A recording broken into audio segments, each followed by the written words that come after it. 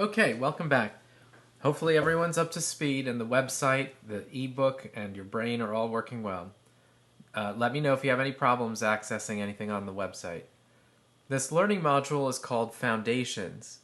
Here we will talk about the basics of geology and build a framework in which we can examine natural hazards, natural resources, and other environmental issues. This learning module will cover four main topics: the rock cycle, basics of plate tectonics, the major minerals found on Earth, and the major rock types found on Earth.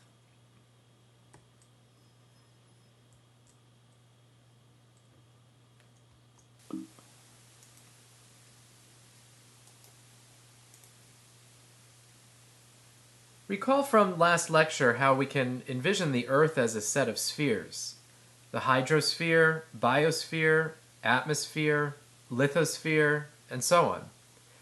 Here we will focus on the lithosphere, that is the rocky sphere of the Earth, and we'll also add another sphere, the asthenosphere, that is a hot goopy sphere below the lithosphere.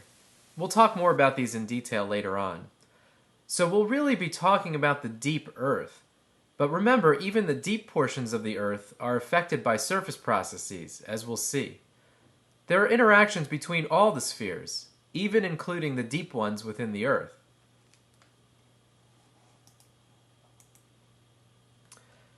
As we'll see, the Earth is constantly recycling rocks, giving us what we call the rock cycle.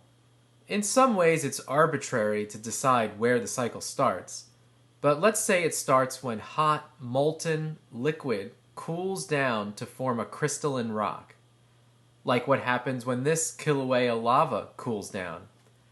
The rock that forms is what we call an igneous rock. That is, it forms from a molten liquid. This is new lithospheric material and the start of the rock cycle. Igneous rocks are where we start the rock cycle. These are the rocks that cool from a magma, a hot liquid. As the hot liquid cools down, the elements within the magma begin to bond to form larger and larger compounds, crystals. Eventually, the entire body of magma crystallizes, and the crystals interlock with each other. Some crystals can be very large, and some crystals can be very small. The magmas that cool down quickly don't have time to form large crystals, so they have very small crystals. Magmas that take a long time to cool down can very slowly build bigger and bigger crystals. This is how we know if an igneous rock cooled down deep under the Earth slowly, or if it spilled out on the Earth's surface as lava and therefore cooled down quickly.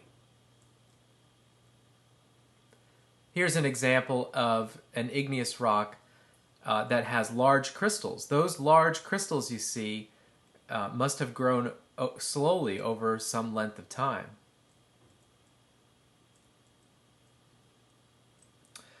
Over time, soil develops on the rocks when they are exposed to the atmosphere. Microorganisms grow in them, roots penetrate them, water dissolves them partially, and breaks them apart. These soils can wash into rivers and other environments, and particles eventually can settle out. When these particles accumulate in a basin, such as a lake or on the ocean floor, they produce the second rock type, sedimentary rocks. Sedimentary rocks are those rocks that are composed of particles derived from pre-existing rocks.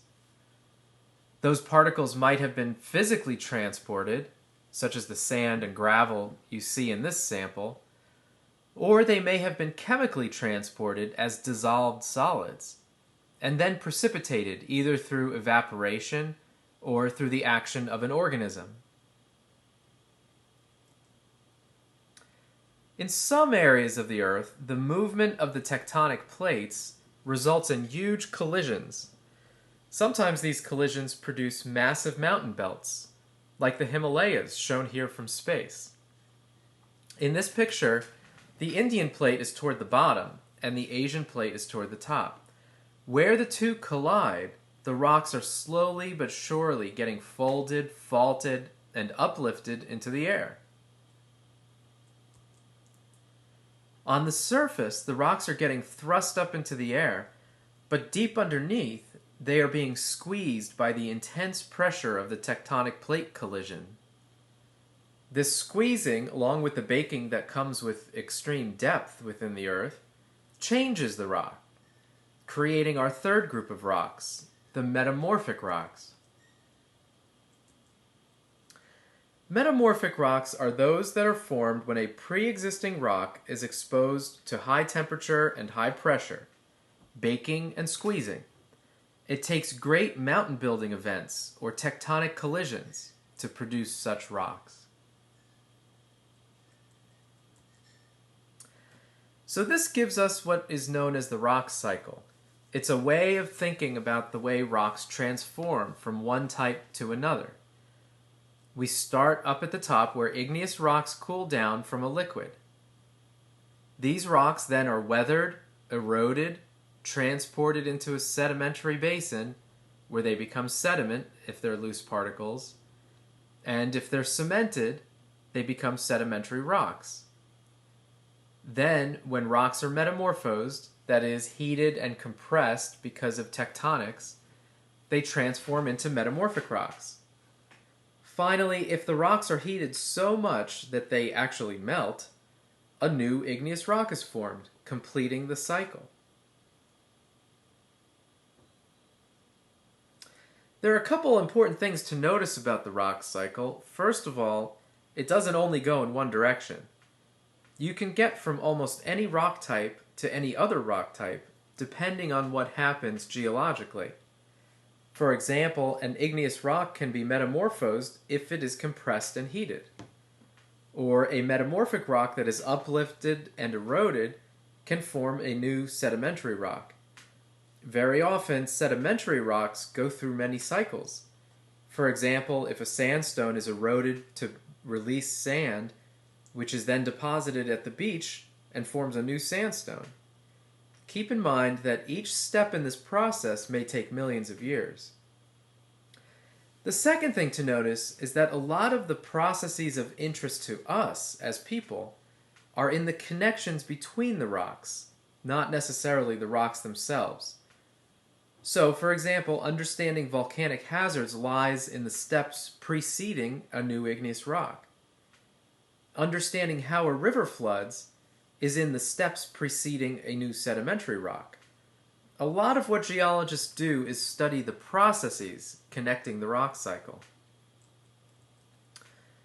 This concludes our introduction to the rock cycle. When you're ready, you can continue on with the PowerPoint lecture on Intro to Plate Tectonics.